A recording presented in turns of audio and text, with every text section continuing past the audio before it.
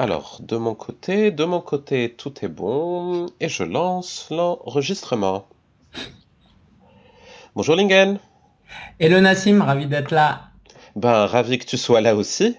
Je suis très content de pouvoir un peu échanger avec toi sur un sujet qui nous intéresse, mais qui intéresse également beaucoup de personnes, notamment les lecteurs de mon blog, à savoir le blogging. Super, c'est une de mes passions, effectivement, donc je suis à la bonne place alors. Oui, et puis je te le disais juste avant l'enregistrement, ça fait des années que tous les deux qu'on s'intéresse à ce sujet. Je pense le premier événement interblogueur où on a participé ensemble remonte à 2012, donc c'est pas Ah oui. hier. Voilà, et du coup j'ai préparé pas mal de petites questions, histoire de discuter d'abord de toi, ton parcours, ta vision de ton business aujourd'hui, mais également aussi avoir ton avis d'une manière plus générale sur le blogging et aborder avec toi des choses qui pourraient permettre aux personnes qui nous écouteront de progresser et d'avancer en blogging. Top, top, top, je te suis. Voilà, ça marche. Mais écoute, je vais essayer d'être un peu original et je vais pas te faire la question classique, genre Lingen, peux-tu te présenter? Je vais essayer de te présenter. Ah Et waouh, voilà, et tu me dis si j'ai juste ou si j'ai faux, ok? ça marche, ça marche. D'accord, donc tu as 33 ans, t'es né en décembre, un 13 décembre, marié, tu vis en région parisienne, tu as fait des études en économie internationale et c'est vers la fin de tes études ou au moment où tu préparais ton mémoire de fin d'études à Shanghai que tu as commencé à te dire, tiens, le blogging, ça pourrait être une bonne option pour gagner un peu d'argent et pourquoi pas en vivre. Jusque-là, c'est bon? Jusque-là, c'est bon, j'ai l'impression d'être sur un plateau télé, je me Oui, oui, sens c'est Fréquence très Star. honoré. Bah alors les plus jeunes ne connaîtront pas Fréquence Star, mais les plus anciens si, donc bon.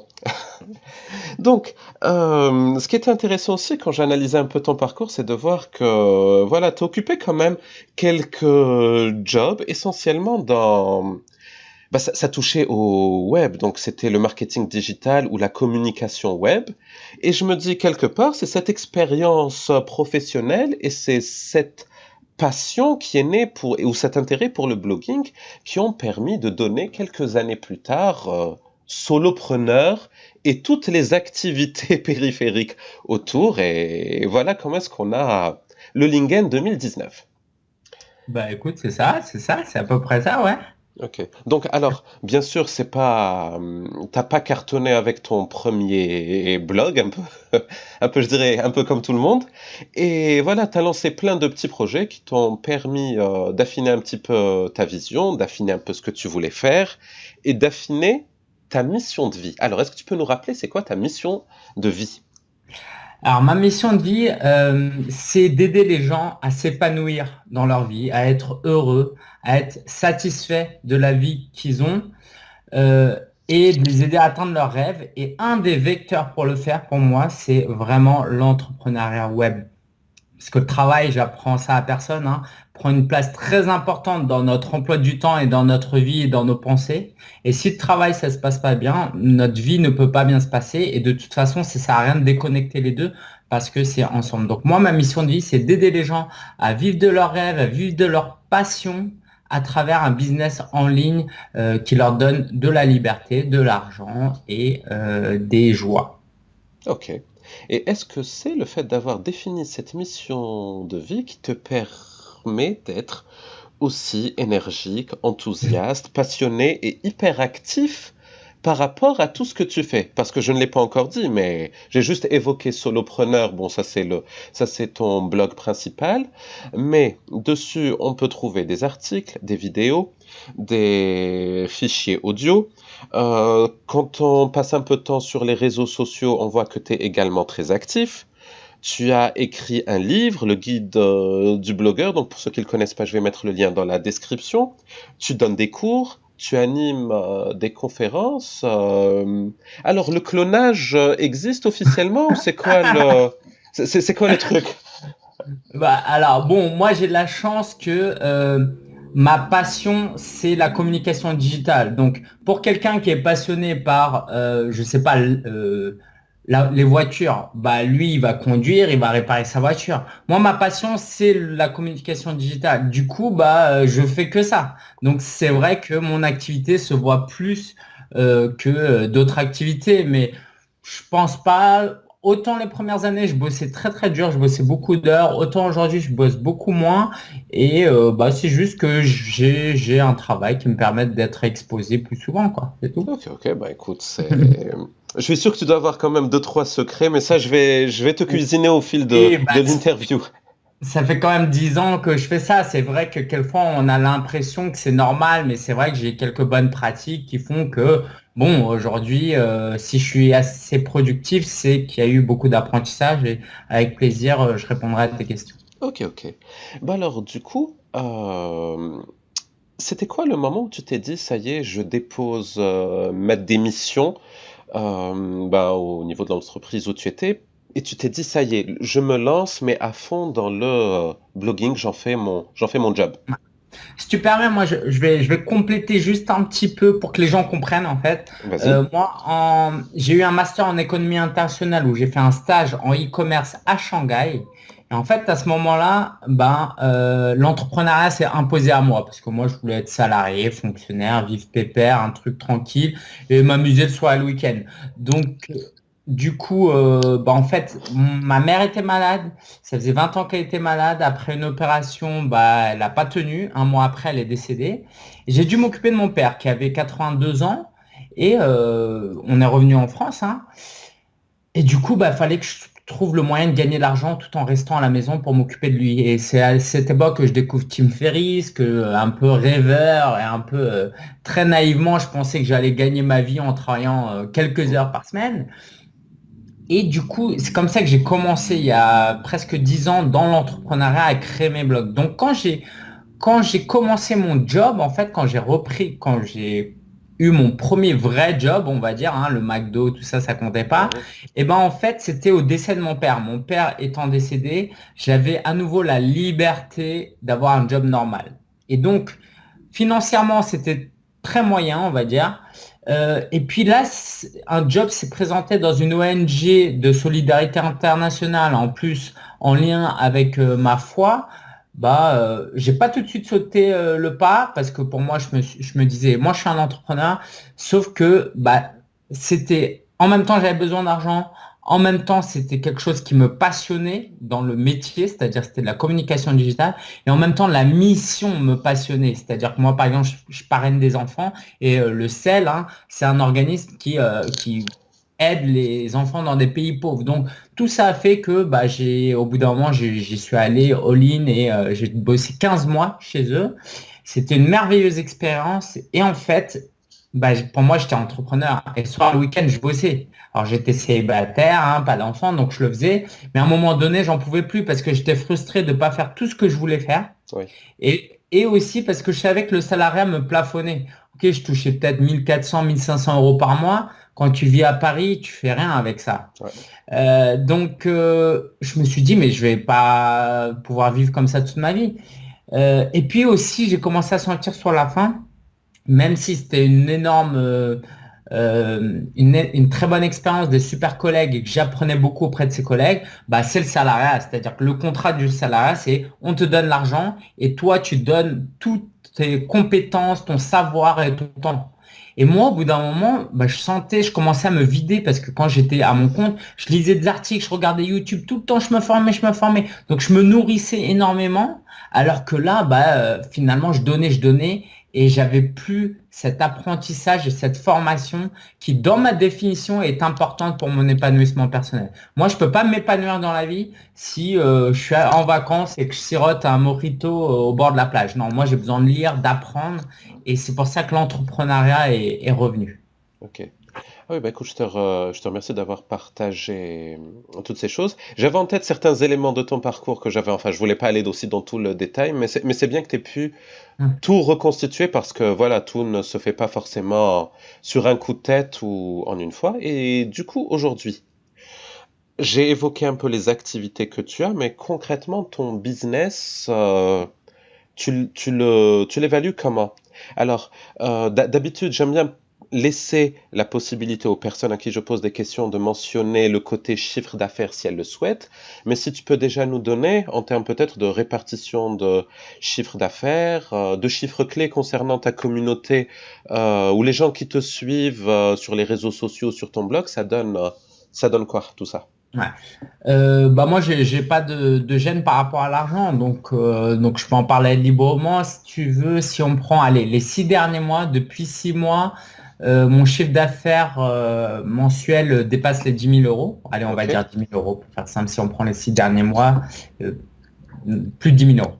Il y a environ un tiers, c'est du freelance, ok, oui, du consulting. Donc, je travaille en tant que community manager actuellement, par exemple, pour Alexandre Ross depuis décembre 2018.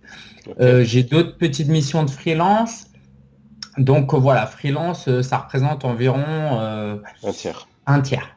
Ok, Ok, un tiers. Après, j'ai 10-20%, c'est des cours. Je donne des cours dans 3 écoles de communication à Paris. Donc, je me suis fait plaisir, j'étais content, mais là, c'est un peu l'overdose. J'en ai trop pris, mais bon, c'est une superbe expérience. Donc, on va dire 10%, c'est des cours. Et ça, je vais arrêter. Et tout le reste, on va dire plus de la moitié, c'est du coaching, des masterminds. Alors, mastermind, c'est des groupes de discussion où on avance sur des sujets ensemble. Donc, j'accompagne les gens.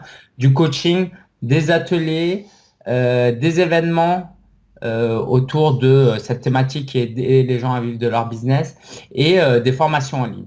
Voilà, des formations en ligne que j'appelle Figital, quoi. C'est pas moi qui ai inventé le terme, qui allie contenu en ligne, support que j'envoie en version papier, physique aux clients, et puis des coachings en groupe. Donc voilà, pour moi c'est clair parce que je fais ça tous les jours, mais tu me dis si c'est pas clair. non, non, non, c'est assez clair.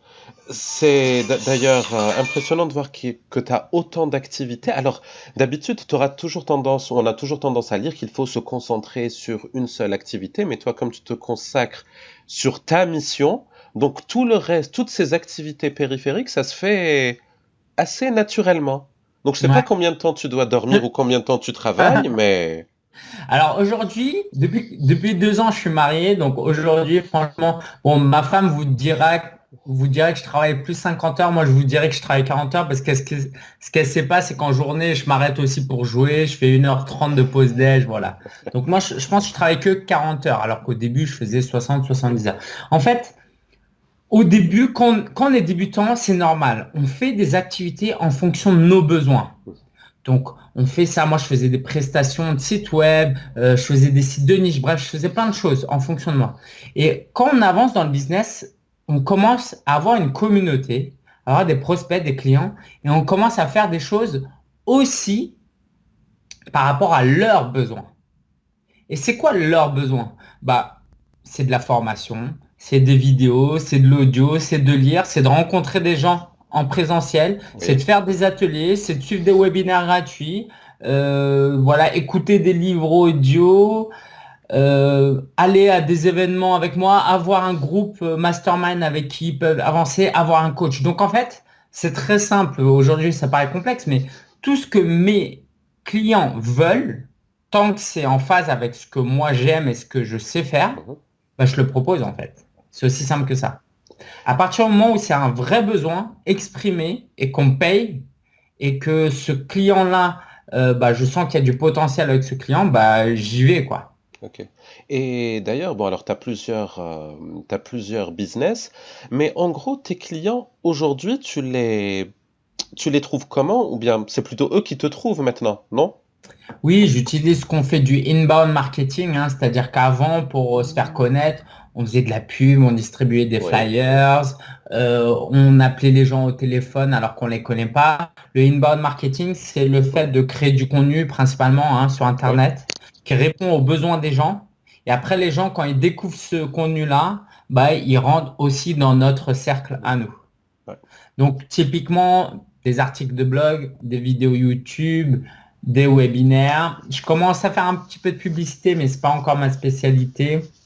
Des interviews comme là, du networking aussi et des événements, quoi. Donc, en fait, tout ce que les gens ils consomment, des podcasts audio, tout ce que les gens consomment, là où ils vont. Donc, pour les gens qui nous écoutent, si vous demandez comment attirer mes prospects, demandez-vous d'abord où ils sont. Et où ils sont en 2019, ça ne veut pas dire où ils sont physiquement parce qu'ils sont Oui. chez eux, mais c'est sur quelle plateforme web ils vont, qu'est-ce qu'ils consomment, quels sont leurs comportements. Et l'idée, c'est d'aller à leur rencontre là où ils sont. S'ils sont sur Instagram, faut aller sur Instagram. Ils sont sur Pinterest, faut aller sur Pinterest. C'est aussi simple que ça, entre guillemets. Mm. Mais pour ça, il faut connaître un peu son client, son persona, son prospect. Ouais. Ah oui, oui. Alors, je suis entièrement d'accord avec ce que tu dis. J'ai eu l'occasion de tester la puissance de l'inbound marketing, sachant que mon blog, il y a quelques mois encore, n'était pas super bien lancé. D'ailleurs, il n'a pas encore atteint sa vitesse de croisière, mais il suffit simplement de faire un pas vers les fameux prospects. Et on a généralement de très bonnes surprises. Il y a beaucoup de personnes qui peuvent nous contacter spontanément pour avoir besoin d'un service, d'un conseil, d'une formation, d'un accompagnement plus détaillé. Et on se rend compte que certains petits projets qui sont concrétisés par la suite en freelance peuvent avoir un impact assez conséquent sur le chiffre d'affaires que l'on génère sans avoir passé beaucoup de temps à démarcher les prospects. C'est ce que tu as décrit, c'est l'inverse qui se produit. Ouais, c'est ça, c'est ça. Tout à Ok, fait d'accord. d'accord. Bon. Euh, Pourquoi est-ce que tu penses, pourquoi est-ce que tu as du succès aujourd'hui? Pourquoi est-ce qu'on t'aime bien? Pourquoi est-ce qu'on aime bien t'écouter? Je me mets dans la même catégorie que, voilà, que les gens qui te suivent sur Facebook ou qui sont abonnés sur ta newsletter parce que, voilà, je lis assez attentivement ce que tu partages. Tu expliques ça comment? Ouais. Il y a plusieurs raisons. La première, je pense, c'est que je suis passionné, je suis vrai, je suis authentique, ça va ensemble. En fait, j'aime tellement ce que je fais que je le fais avec enthousiasme, je le fais avec le sourire et je le fais souvent. Je vais faire des podcasts toutes les semaines. Donc, je suis présent et je le fais avec le sourire et avec énergie. Donc ça, forcément, les gens aiment, hein. Pensez au prof à l'école. Le prof, quel que soit son niveau de compétence, celui qui arrive, il vous salue, il vous sourit, il pose sa mallette et il vous dit bonjour. Rien que sa présence déjà suffit pour que vous aimez le cours. C'est aussi simple que ça. Deuxième chose, je pense que c'est l'authenticité. Moi, pour ceux qui me suivent depuis le début, je publiais par exemple tous les mois combien je gagnais, le trafic que j'avais. J'ai toujours été très très authentique. Par exemple, souvent je vais parler euh, pas de choses intimes, mais je vais parler de ma vie familiale, ma vie avec mon neveu qui vit sans ses parents, de ma foi, des choses qui sont pas forcément évidentes pour tout le monde parce que beaucoup de gens sont très pudiques, Oui. surtout en France par rapport à ce genre de choses. Alors que moi, mon influence, elle est plutôt américaine. Donc il y a ça. Et puis pourquoi les gens m'apprécient, je pense aussi c'est que je reste humble, je reste accessible. Ça ne veut pas dire que je réponds aux emails en temps et en heure, mais les gens savent qu'ils peuvent discuter avec moi à des événements. Je vais passer du temps avec eux. Je pense que j'ai un véritable amour pour les gens. Voilà, sans fausse modestie. Si tu veux vraiment que je te dise, je pense que j'ai un amour pour les gens, alors que beaucoup d'entrepreneurs ont un amour pour l'argent. Ouais, ça, c'était la punchline, mais c'était pas ça. Il y a des entrepreneurs, je leur en veux pas. Je veux dire, heureusement que ça se peut, la boulangère là, qui est à côté de moi, elle pense qu'à l'argent. Heureusement qu'elle est là, tu vois, parce que si elle pensait pas à l'argent, elle ferait pas le pain. Et s'il y avait pas de pain, j'aurais pas de pain. Donc, j'ai rien contre les entrepreneurs qui font ça pour l'argent, ok? Mes parents sont venus en France pour l'argent, pas pour d'autres raisons, hein. Donc c'est très bien, mais moi je fais pas ça que pour l'argent, je fais ça pour l'humain, pour les gens. Et pendant longtemps, j'ai du coup négligé un peu l'argent et aujourd'hui je suis en train de rattraper ça. Et c'est pour ça que je gagne beaucoup plus d'argent qu'il y a à peine 2 ans, par exemple. D'ailleurs, pour aller dans ton sens, j'avais écouté dans une des interviews que j'ai trouvées sur le web qu'une des toutes premières conférences que tu avais organisées. Euh, T'en étais particulièrement heureux et satisfait, et c'est un des points majeurs de satisfaction de ta carrière. Bon, je sais pas si je peux dire les choses comme ça, mais pas forcément pour le côté financier qui n'était peut-être pas au rendez-vous. C'était vraiment pour avoir réussi à réunir du monde autour du sujet qui te passionne. C'est bien ça? C'est ça, en 2014, j'ai lancé la conférence Solopreneur. Alors, l'idée de départ, c'était un jour, quoi, moi, je savais que je voulais parler en public, Oui. que je voulais influencer les gens. Et bah, personne m'a invité parce qu'en 2013-2012, il y avait personne qui faisait d'événements, hein, pratiquement. Du coup, je me suis dit, bah, je vais m'inviter moi-même, je vais créer ma conférence et je vais proposer 40 places. J'ai invité aussi des partenaires, des gens super sympas, hein, comme Frédéric Canvet, il y avait Rémi Bigot, à la première édition, il y avait Nicolas Penn notamment. Et bah, c'était une aventure. Ce jour-là, je me suis dit, c'était le plus beau jour professionnel de ma vie. Pourquoi? Parce que je suis passionné, j'ai des amis entrepreneurs qui sont là, on aide des participants, les participants sont reconnaissants et nous apprécient, nous complimentent. Et ce sentiment d'avoir changé une partie de la vie des gens en faisant quelque chose que t'aimes, en partageant du temps avec les gens, c'est juste formidable. Et je ne sais pas si les gens se rendent compte même que c'est possible. Ceux qui sont dans le salariat, bah, je vous souhaite d'avoir des super collègues et même des managers. Mais souvent, vous n'êtes pas remercié à votre juste valeur. Vous n'êtes, il y a peu de reconnaissance envers ce que vous faites. Dans la plupart des cas, je généralise Ouais, un ouais. peu. Et quand vous êtes entrepreneur et que vous changez la vie des gens et que vous les aidez vraiment, eh ben, tout le monde ne va pas être reconnaissant envers vous, ce serait trop facile. Mais il suffit qu'il y ait 10%, 5% de tous les gens que vous aidez qui sont super contents et qui prennent le temps de venir à un événement et qui vous remercient. Bah, tu vois, il y a un livre qui s'appelle Les 5 langages de l'amour. En fait, ça remplit votre réservoir émotionnel. Vous sentez que vous êtes aimé, que vous avez de la Mm. valeur, que vous êtes utile. Et quand on se sent aimé et qu'on se sent utile, pour moi, c'est quasiment ça la définition de l'épanouissement personnel. Eh ben, écoute, là aussi, je suis entièrement d'accord avec toi. J'avais ce type de sensation dans mon ancien boulot. J'avais la chance, voilà, de diriger une équipe. Donc, tu vois que des fois, tu as la possibilité d'avoir un impact positif sur les gens, de leur apporter mais, un truc qui compte, de les aider à évoluer. Et ensuite, comme tu dis, quand tu vois cette reconnaissance chez les personnes, ben, tu te dis, ça vaut tout l'or du monde. Et puis, on fait un métier où je dirais, on a la chance de pouvoir aider beaucoup plus de personnes sans s'en rendre compte. Je suis surpris des fois quand je reçois des emails de remerciements où la personne fait référence à des trucs que j'ai partagés il y a 2 ans, il y a 3 ans. Alors que Hmm. c'est juste notre première interaction avec cet email. Et oui, oui, oui, ça je... Bah, moi j'ai une anecdote, hein. Je crois Vas-y. qu'il y a deux personnes. J'avais un blog sur le développement personnel pour les hommes, hein, il existe toujours, ça s'appelle Esprit Vif.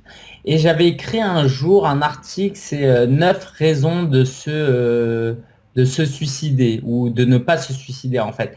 J'utilisais mes compétences de SEO pour être bien référencé pour les mots comment se suicider en fait. Ok. Un jour, je sais pas comment, j'ai tapé ça, c'était pas pour moi hein, du tout, mais bon, j'ai tapé ça et par curiosité, je suis tombé sur des articles plus ou moins sérieux, quoi, qui donnaient des conseils. Et moi, j'étais là, mais je suis pas d'accord, quoi. On va pas laisser des gens donner des conseils pour des gens qui veulent Mon se Dieu. suicider. Donc, j'ai utilisé mes compétences de SEO et j'ai tapé, voilà, j'ai fait en sorte d'être référencé pour comment se suicider. Évidemment, je dis tout le contraire, hein, je Ouais, donne ouais. je sais pas de raison de ne pas se suicider. C'est un des articles qui est le plus commenté et bah il y a des gens qui m'ont écrit, deux personnes qui m'ont écrit et qui m'ont dit bah merci pour ton article parce que voilà aujourd'hui grâce à ton article bah je vais pas me suicider.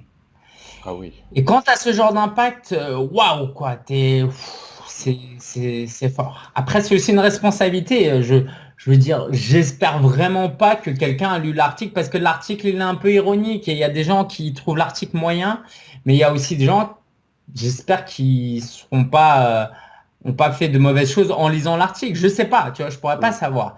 Mais en tout cas, ce genre de responsabilité, ce genre de responsabilité que je veux avoir parce que je suis persuadé qu'on est placé sur cette terre, pas juste pour vivre comme des insectes et des fourmis, et tu viens, tu meurs, et puis c'est terminé, quoi. Non, je pense qu'on est là pour avoir un impact Mm. dans la vie des gens.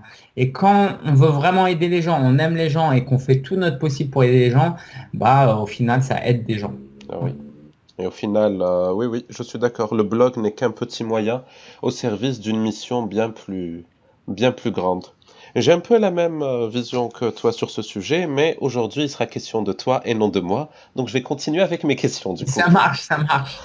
Alors, j'ai parlé tout à l'heure de ce moment de réussite où tu avais organisé cette conférence, mais du coup, tu en as organisé d'autres depuis. Il y a une nouvelle formule, une nouvelle Ouais. édition cette année. C'est ça. Alors en fait, j'ai fait 3 conférences solopreneurs, dont une qui m'a mis en mini dépression parce que c'était l'année où j'avais pas encore démissionné. Du coup, je faisais tout en même temps. J'étais juste trop crevé pendant 3 jours. J'étais mort. Bref, 2014, 2015, 2016. Après, j'ai fait des petits meet-up. Et aujourd'hui, bah là, il y aura la 3e édition de la rencontre solopreneur en octobre 2019. La rencontre solopreneur, c'est un plus petit format, c'est 30 à 40 personnes. Bon, en fait, ça va. 30-40 personnes où c'est pas seulement des conférences, mais c'est des tables rondes où les gens peuvent discuter, poser leurs questions. Il y a des experts qui répondent.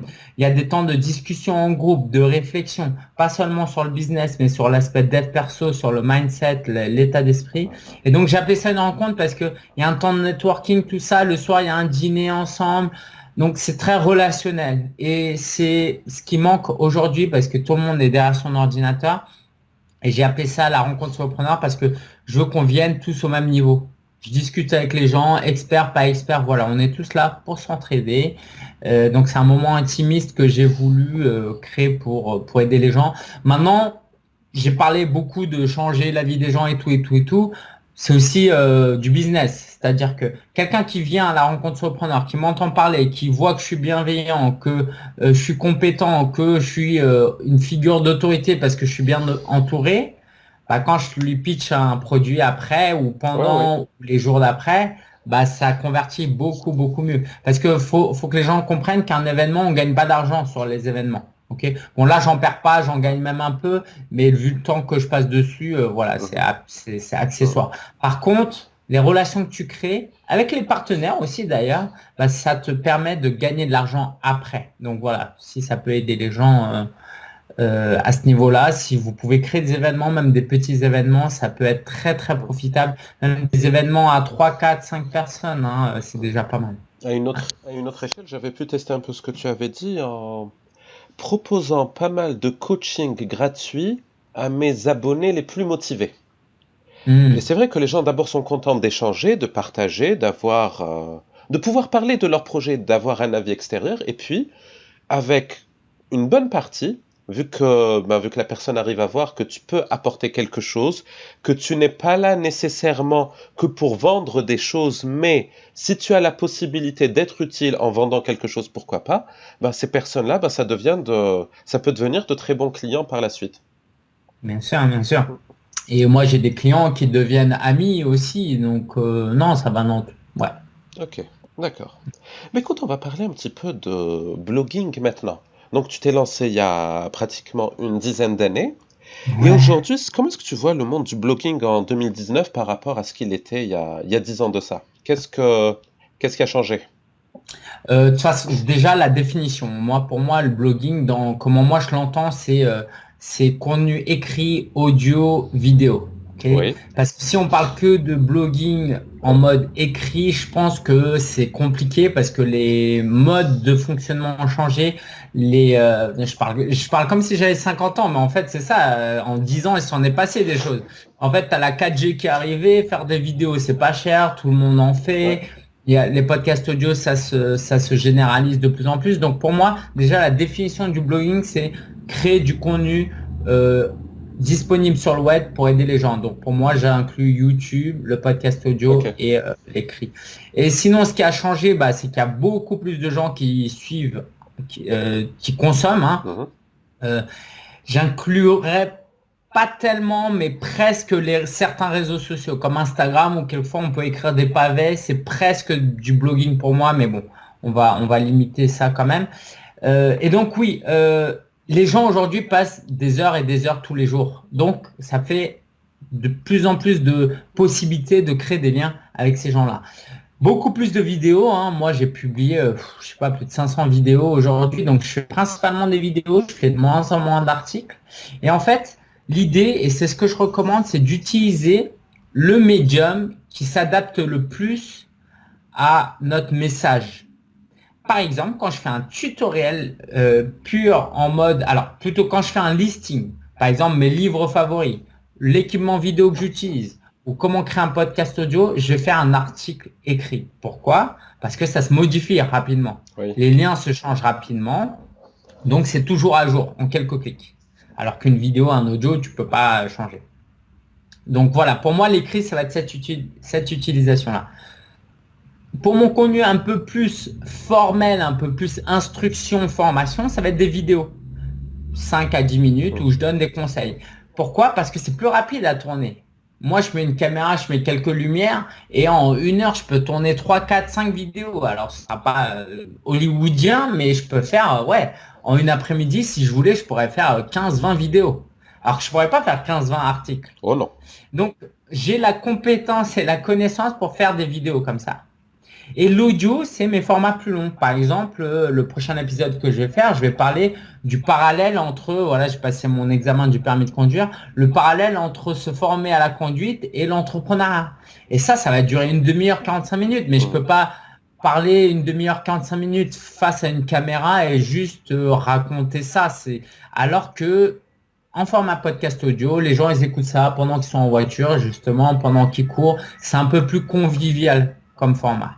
Donc voilà, je vais adapter les formats en fonction de ce qui m'arrange et je vais aussi calculer le retour sur investissement. Clairement, aujourd'hui, je vais pas prendre 4 heures pour écrire un article de blog si je sais qu'il va pas être très lu. Alors qu'il y a 5 ans, l'article aurait eu plus de chances d'être lu. Si on réfléchit en termes de SEO, par exemple, de référencement naturel, aujourd'hui, publier une vidéo sur YouTube peut être bien plus profitable que le même temps que tu vas passer pour écrire un article. Oui.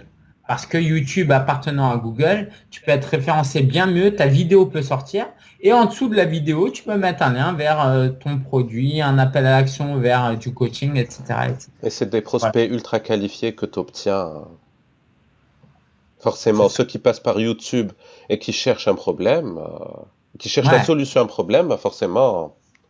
Et qui a regardé 10 minutes de vidéo, oui, c'est oui, cette personne-là, ok. Et tiens, j'imagine qu'il y a pas mal de personnes qui doivent te poser cette question. On doit te dire quelque chose du style, écoute, Lingen, c'est très bien ce que tu fais, nous le blogging ça nous intéresse, mais voilà, toi tu t'es lancé à un moment où il y avait peut-être plus d'opportunités, aujourd'hui tout semble saturé, est-ce qu'il y a encore de la place pour lancer des blogs qui permettent ensuite de créer un business en ligne? Le blog aujourd'hui, c'est ce que je fais moi, plus ou moins même, parce que j'ai changé d'assistant, donc j'ai plus exactement le même système. Mais je fais un podcast audio qui va être disponible sur Apple Podcast, Google Podcast, Spotify, et je fais un article sur mon blog avec le lecteur audio, le plan. Les gens peuvent commenter, ils commentent moins aujourd'hui. Voilà, donc c'est des articles comme ça avec de l'audio. Et si je voulais, je pourrais refaire une transcription pour l'optimiser pour le SEO. Ce que je fais plus maintenant, mais que je vais refaire, c'est aussi les vidéos. Je prends une vidéo YouTube que j'ai déjà tournée, je l'intègre sur mon article de blog et j'en fais un résumé en dessous. Comme ça me permet d'être mieux référencé sur mon blog, pas seulement sur YouTube. Et puis les articles de blog, je vais le faire uniquement pour mon audience, parce qu'aujourd'hui, comme j'ai des milliers d'abonnés par email, j'ai le luxe, entre guillemets, de pouvoir leur dire, allez lire mon article. Mais si je devais tout recommencer à partir de zéro en 2019, je ferais un blog, mais ce serait plus un blog vitrine.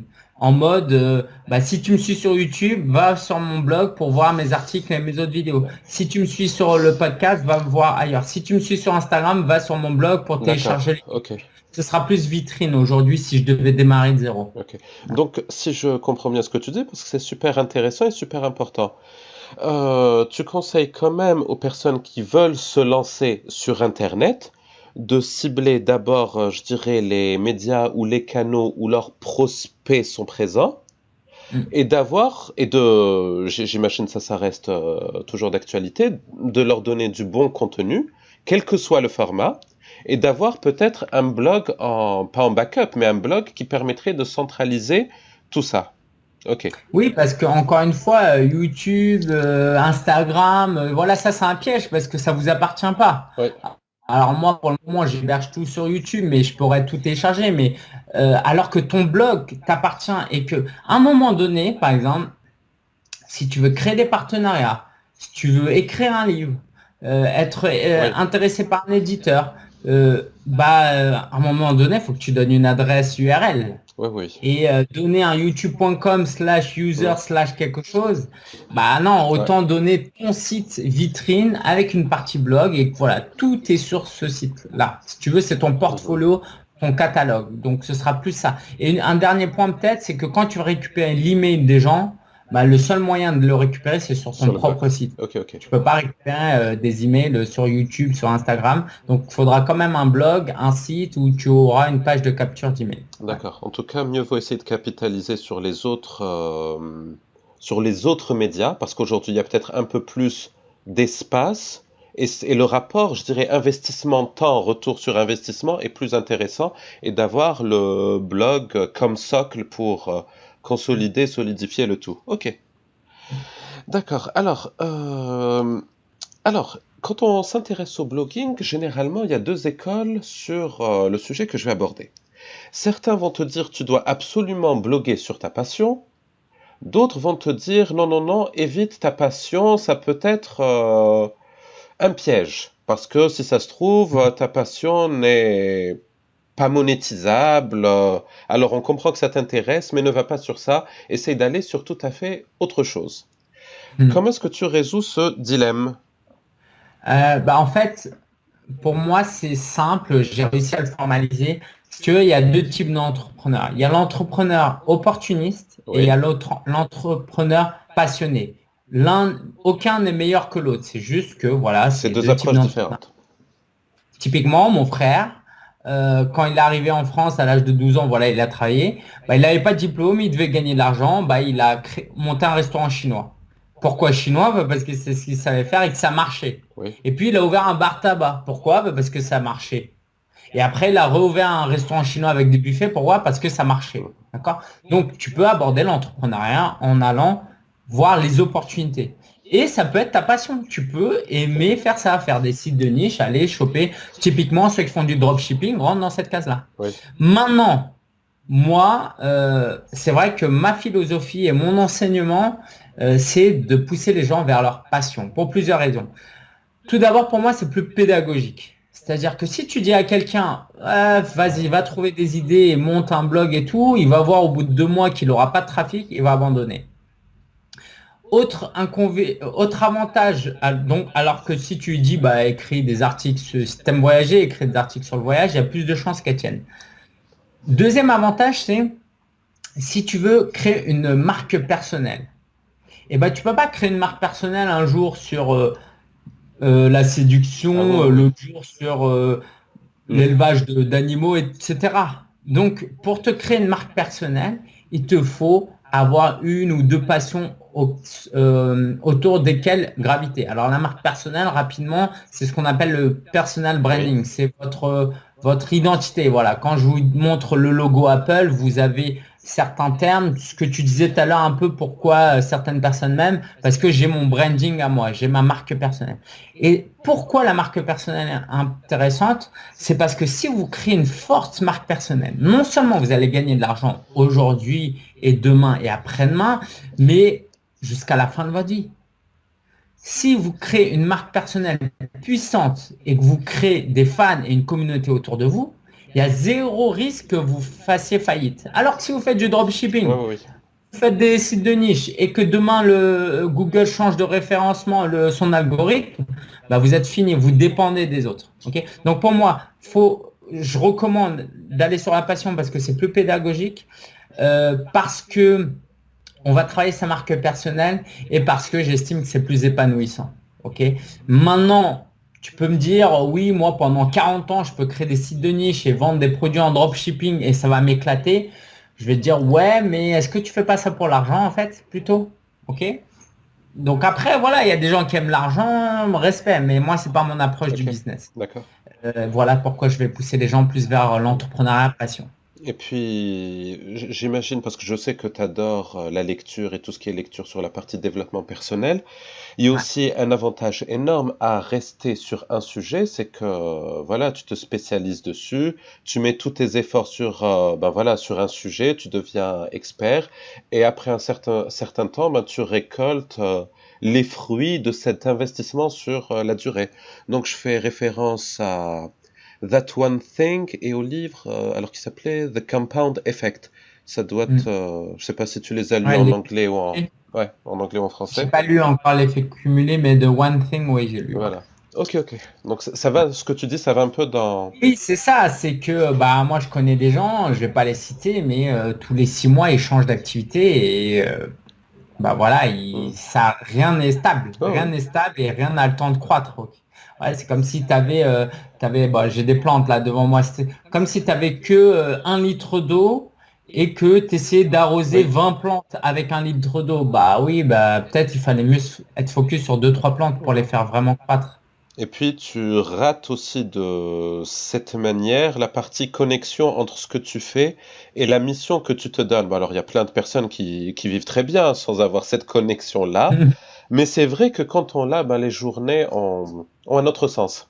Ouais, ouais. Et puis voilà, quand il y a des bas, des échecs, bah, tu te relèves plus facilement parce que c'est ça, c'est ce que tu dis, ça, ce que tu fais a un sens parce que ça fait partie de ta mission de vie. Et donc voilà, si tu trébuches un peu alors que tu es dans la bonne direction, c'est mieux que de faire un sprint dans Mhm. une mauvaise direction. Ok. En parlant de dilemme à résoudre, donc on en a résolu un peu un à l'instant. Le syndrome de l'imposteur. Ça, je ne sais pas si toi tu as été confronté à tes débuts, parce que quand tu commences à parler d'un sujet, quand bien même il te passionne, mais t'as pas encore peut-être la légitimité nécessaire. Bah, tu résous ça comment? Sachant qu'il y a plein de personnes qui se retrouvent dans cette situation. Alors, pour moi, j'avais fait une vidéo sur ça. Pour moi, la première manière de résoudre ce syndrome, c'est de monter en compétence. Ok, je vais pas tchatcher les gens, hein. Ouais. Bah, peut-être que vraiment, t'es pas compétent. Voilà. Si t'es pas compétent et que t'as le syndrome de l'imposteur, C'est que t'es un bah, imposteur. c'est bien, c'est bien, heureusement. Heureusement, parce qu'il n'y a rien de pire que quelqu'un qui est nul et qui se croit bon. Oui. Donc, si tu as le syndrome de l'imposteur, peut-être qu'il faut que tu montes en compétence, il faut que tu suives des formations, il faut que tu lises des livres, il faut que tu regardes plus de vidéos YouTube, et voilà. Ok. Et tes compétences, au fur et à mesure qu'elles vont monter, bah, ta confiance en toi va monter, et puis ce sera mieux. Deuxième chose, c'est une mauvaise compréhension. Et cette mauvaise compréhension, c'est que on se dit, moi, il faut que je sois à un certain niveau pour aider les gens. Il faut que j'ai un diplôme pour aider Hmm. les gens, tu vois. Il faut que j'ai une certification de coach pour être coach. Chose qui est en partie vraie, mais si tu veux, je vais te donner un exemple. Si toi, tes enfants ont besoin de cours particuliers en mathématiques, ce serait pas une bonne idée d'avoir un prix Nobel de mathématiques qui viendrait donner des cours à ton enfant. Oui. Parce que ton enfant, il n'a pas besoin d'un tel niveau. Et ce gars-là, il va pas avoir l'empathie pour ton enfant parce que lui, il travaille pour des choses bien plus importantes. Et puis de toute façon, tu n'auras pas l'argent pour payer un prix Nobel pour tes enfants. Donc, vous, si vous êtes un peu plus que débutant et que vous avez appris des choses et que vous pouvez aider des gens, donc vous pouvez peut-être pas aider tout le monde, mais vous pouvez aider des gens qui sont en dessous de vous. Et ben à partir du moment où vous pouvez aider des gens, c'est ce qui me compte. Ouais. C'est pas votre diplôme, c'est pas une certaine idée de l'entrepreneur. Est-ce que vous aidez des gens? Et moi, si tu veux que je sois honnête avec toi, moi, quelquefois, je me suis posé cette question. Mais Lingen, aujourd'hui, tu formes les gens à gagner de l'argent et c'est comme ça que tu gagnes de l'argent. Alors bon, il s'avère que c'était pas totalement ça parce que j'ai été salarié, j'ai fait du Mhm. community management, voilà, j'ai fait plein de choses qui n'étaient pas liées à ça, mais c'était dans le domaine du marketing. Sauf que la réalité, c'est quoi? C'est que si tu vas voir mes clients, ils vont te dire, bah non, Lingen nous aide vraiment. Et c'est ça qui compte au Oui. final.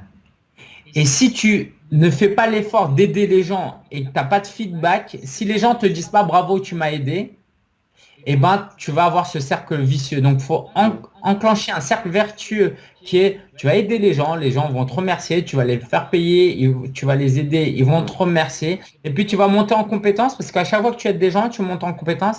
Et à un moment donné, tu vois que tu es limité, donc il faut que tu te formes et voilà. Et donc, ça crée un cercle vertueux et il faut rentrer là-dedans. Donc, voilà, la compréhension à avoir, la bonne compréhension à avoir, monter en compétence, avoir de l'expérience concrète, c'est-à-dire voilà, concrètement, tu as des clients qui disent que tu es fort.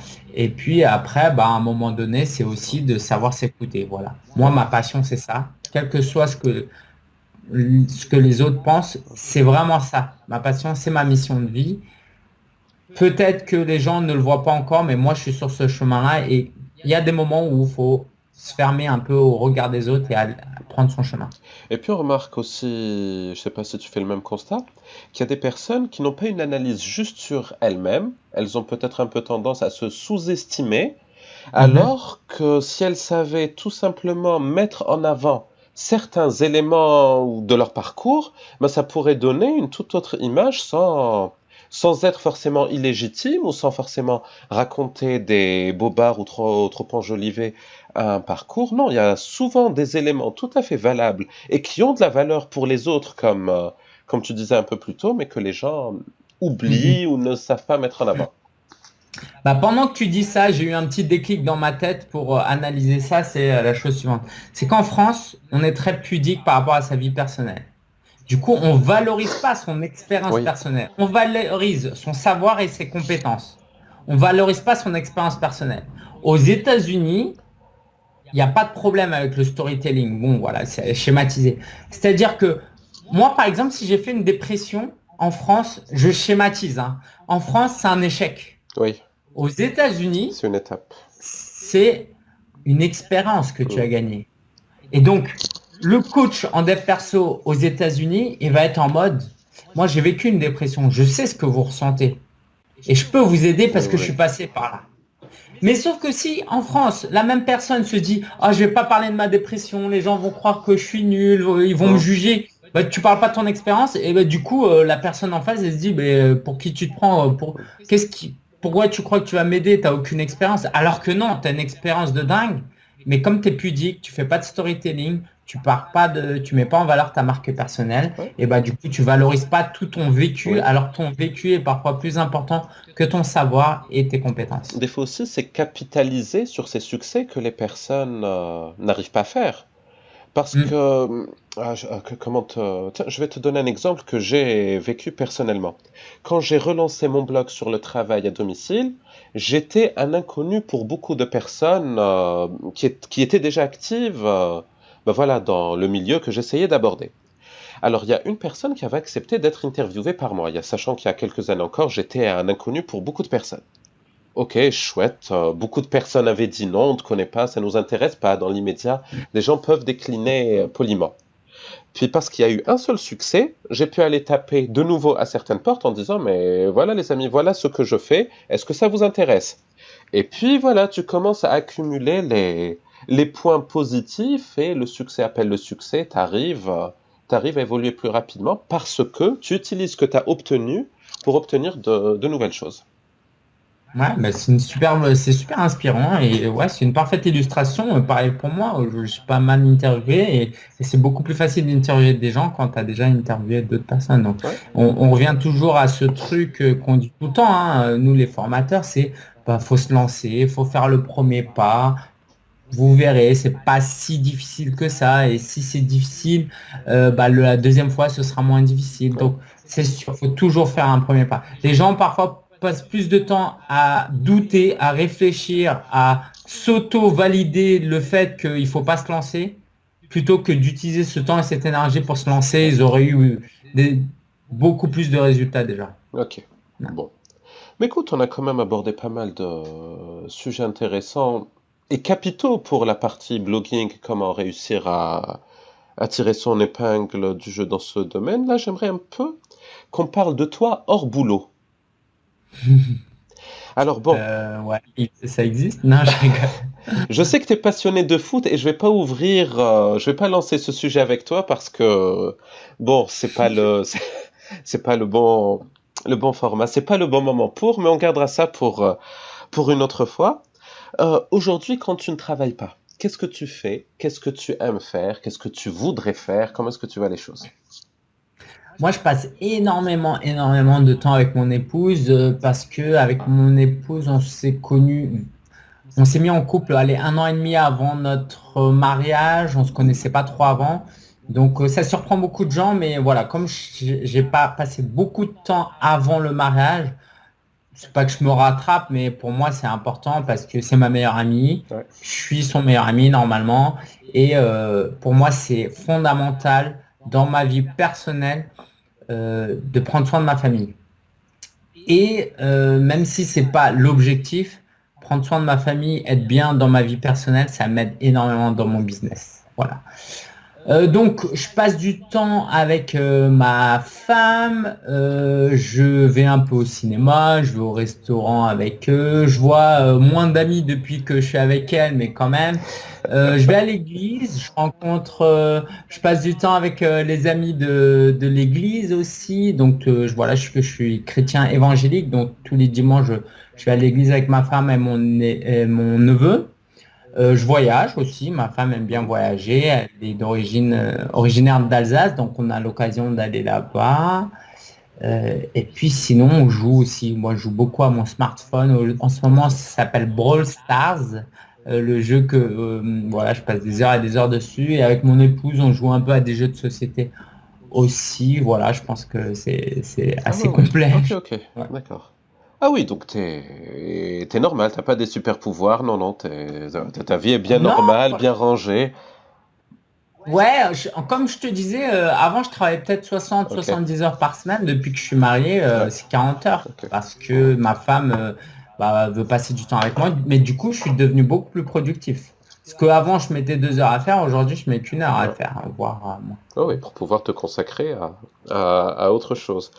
Et C'est une motivation. Ok, on va pas parler de foot, mais si un match de foot ce soir ou une séance de ciné que tu veux voir avec tes amis, c'est plus motivant. Moi, il y a des jours où, avant, quand j'étais célibataire, j'organisais des séances de ciné à 20 heures pour me pousser à arrêter à ouais. 18h30 pour être hyper productif. Et comme par hasard, mais c'est pas un hasard, on le sait, bah, entre 16h et 18h, je cartonnais, quoi. Hmm. Alors que quand j'organisais rien, je travaillais jusqu'à T'es 10h, tranquille. 11h, minuit, allez, et puis c'était n'importe quoi. Et puis en fait, tu travailles pas vraiment, quoi. Ouais. Et puis quand pendant la vingtaine, voilà, t'as pas cette pression-là de sortir plus tôt, terminer plus tôt pour faire autre chose. T'es Ouais. tranquille. Ok. Alors, je le disais plus tôt, t'aimes beaucoup, t'es passionné d'apprentissage et de développement personnel. Donc, c'est quoi les sujets que tu creuses en ce moment? C'est l'autodiscipline. J'ai un coach, c'est un Américain, il s'appelle Chris Pavone. Il me coach un peu sur l'autodiscipline. En fait, j'étais venu, je lui disais que je voulais travailler, je voulais perdre du poids, mais voilà, c'était assez lent. Bref, je lui parlais plein de choses et on est arrivé au fait que, bah, en fait, le problème de ma vie, c'est l'autodiscipline. Donc, je travaille pas mal sur ça. Je lis un livre qui s'appelle Atomic Habits. Il est que en anglais, je pense. Hmm. Donc des habitudes atomiques dans le sens des mini-habitudes, des toutes petites habitudes qui peuvent transformer ta vie. Donc ça m'intéresse parce que je me suis auto-diagnostiqué avoir le TDA, c'est-à-dire le trouble du déficit de l'attention. Où voilà, j'aime bien faire tout plein de choses, avoir multitasker, avoir plusieurs onglets d'ouvert. Et en fait, mon problème, c'est que je sais ce que je dois faire. Je mets même sur mon planning ce que je dois faire le jour même, mais à la fin de la journée, je me rends compte que je réalise pas tout. Donc si vous imaginez si on était dans un monde où les gens savaient ce qu'ils devaient faire, mais bon, ça c'est pas le cas de tout le monde. Mais quand tu sais ce qu'il faut faire et que tu le fais réellement parce que tu as la discipline de le faire, moi, je pourrais être millionnaire dans 2 ans hein, Ah, si vraiment j'étais discipliné, parce que je sais tout ce que j'ai besoin de faire. Donc ça, c'est un peu ma thématique du moment, comment être autodiscipliné. Et puis, il y a quelques mois, je travaillais beaucoup l'ambition, la relation à l'argent. J'ai beaucoup travaillé sur ça et aujourd'hui, je suis beaucoup plus ambitieux. J'ai pas de problème avec l'argent et c'est aussi pour ça que j'en gagne plus. Mais ça, c'était une grosse thématique en 2018 pour moi. ok, ok. Bah, écoute, super. Ce sujet me parle, mais je veux pas trop parler de moi parce que le but c'est de permettre aux personnes de mon blog qui te connaissent pas de te connaître. Mais c'est vrai que euh, j'ai un agenda qui est irréprochable. Bien fait, sur des semaines, voilà. Tu as le plan du mois, du trimestre, tout s'imbrique parfaitement. Arrive, voilà, le moment où tu dois te retrousser les manches et faire le truc que tu dois faire. Ben voilà, il y a toujours des tentations, il y a toujours des choses à faire. Ok, Ouais. je vais m'intéresser au livre là que tu conseilles. Ah ouais, c'est génial. Ok. Ouais. Donc, avant dernière question, histoire de rendre cette interview un peu unique. Apprends-nous quelque chose sur toi que personne ne connaît, que tu n'as jamais partagé ailleurs. Vas-y, cherche. Je peux te donner 30 Waouh! secondes de réflexion. Waouh, waouh, waouh! Ça, c'est costaud. Une anecdote, peu Peu importe importe. de quelle nature. Peu importe. Euh, Moi, j'ai des bons souvenirs de mon enfance. Quand j'avais 6 ans, j'ai passé un an en Chine. Donc, je suis né en France, hein, mais à l'âge de 6 ans, j'ai passé un an en Chine. Et quand j'étais petit, il y a un voisin qui m'entraînait sur le toit d'un immeuble. Et en fait, quand il pleuvait, bah, ça faisait une mini piscine. En fait, parce que là, l'eau s'écoulait pas. Et du coup, je pense que les premières fois où j'ai nagé, bon, c'était un bassin, hein, l'eau, il arrivait jusqu'à mes hanches, hein, mais c'était sur le toit d'un immeuble dans un village chinois. C'est comme ça que j'ai dû nager les premières fois en Chine. Ouais. C'est pas banal. Non, et je recommande à aucun enfant de faire ça et aux parents de faire attention s'ils ont des enfants qui veulent aller sur les toits. Voilà, surtout partant de pluie. Voilà. Ok, ok. Écoute, je te remercie. Et elle est pas mal cette anecdote. Ouais, je l'ai jamais Ah raconté en oui, bah plus. écoute. Et maintenant, je te laisse le mot de la fin. De mon côté, j'ai adoré échanger un peu de vive voix avec toi. Et je le dis à chaque fois, mais dans mon job aujourd'hui, j'ai la chance de pouvoir discuter par mail ou lors d'interviews avec des personnes qui font peut-être le même job que moi, qui sont un peu plus en avance sur certains sujets. Et les échanges sont, j'espère, enrichissants pour les lecteurs, mais à titre personnel, c'est toujours super, voilà, d'avoir accès à l'information, à la source. Donc, je te laisse le mot de la fin. Très bien. Bon, en tout cas, c'était un grand plaisir, Nassim, d'être là. Merci pour cette opportunité de partager ce qui me passionne. Euh, Moi, s'il y a un mot que j'aimerais partager, c'est voilà, on n'a qu'une seule vie et le temps passe vite. Donc, à partir du moment où on n'a qu'une seule vie et que le temps passe vite, eh ben, je pense qu'on doit faire le maximum pour tenter de vivre une vie épanouissante. Et je pense que l'entrepreneuriat, la vie professionnelle est l'un des meilleurs moyens de l'atteindre. Donc si aujourd'hui vous n'avez pas lancé votre business, lancez-le parce que ça coûte absolument pratiquement rien. Ok, on peut commencer gratuitement ou avec 50 euros par an ou 100, 200 euros par an.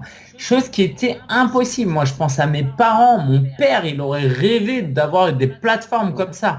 Mon père, il allait dans la rue discuter avec des gens parce qu'il avait personne qui l'écoutait, quoi. À la maison, personne ne s'intéressait à lui. Il allait dans la rue, il écrivait des articles, des choses, et il les donnait aux gens. S'il avait eu la plateforme qu'on a aujourd'hui, il aurait été hyper épanoui. Donc aujourd'hui, faire un job qui nous plaît pas, ne pas essayer de vivre ses rêves, c'est presque, j'essaye de peser mes mots, mais c'est presque déshonorer tous nos ancêtres, les gens qui avant nous se sont battus pour mettre fin à la guerre, qui se sont battus pour mettre fin à des maladies. Si aujourd'hui vous vivez dans un pays où il n'y a pas de guerre, vous avez la santé, vous avez un ordinateur, Internet, et que vous ne tentez pas un business, ou vous ne tentez pas de faire quelque chose qui vous passionne réellement, bah, je veux dire, pourquoi nos ancêtres ont fait tant d'efforts? Voilà. Donc, j'aime pas laisser sur des choses négatives parce que voilà, je veux toujours être positif, mais c'est ce qui me tient à cœur. Je pense si je peux réveiller des gens, secouer des gens en ouais, tant pis, je le fais jamais, mais en leur faisant un peu culpabiliser de ça, ou l'idée c'est vraiment de leur faire prendre conscience de ça. C'est le plus important. Moi, j'ai grandi dans des circonstances pauvres. Je sais ce que c'est que d'avoir le confort d'un appartement alors que je vivais dans un HLM, mes parents vivaient dans des endroits terribles. Donc, je me rends compte de la chance qu'on a et j'ai peur qu'il y ait beaucoup de gens qui se rendent pas compte de la chance qu'ils ont, qui se plaignent de tout ce qu'on a, de tout ce qu'on n'a pas alors qu'ils réalisent pas tout ce qu'on a. Et voilà, si je peux aider les gens à réaliser la chance qu'on a aujourd'hui d'être aujourd'hui, et ben, si les gens réalisent ça, bah, qu'ils passent à l'action et qu'ils lancent leur business. Écoute, c'est un super message. C'est vrai qu'on est dans un monde où les gens ne se battent plus pour quelque chose. Et cette dimension, parfois, elle manque chez beaucoup de personnes. Mais en tout cas, c'est une super conclusion, Lingen. Un méga grand merci de t'être rendu disponible et d'avoir partagé tout ce que tu as partagé. Je continuerai à suivre attentivement tout ce que tu vas faire un peu partout. Que ce soit sur les réseaux sociaux, que ce soit sur ton blog, que ce soit dans les maisons d'édition, parce que je sais que tu travailles sur un nouveau projet. Et Ouais. voilà, méga grand merci. Merci Nassim, c'était vraiment un plaisir. Ciao. Et on coupe.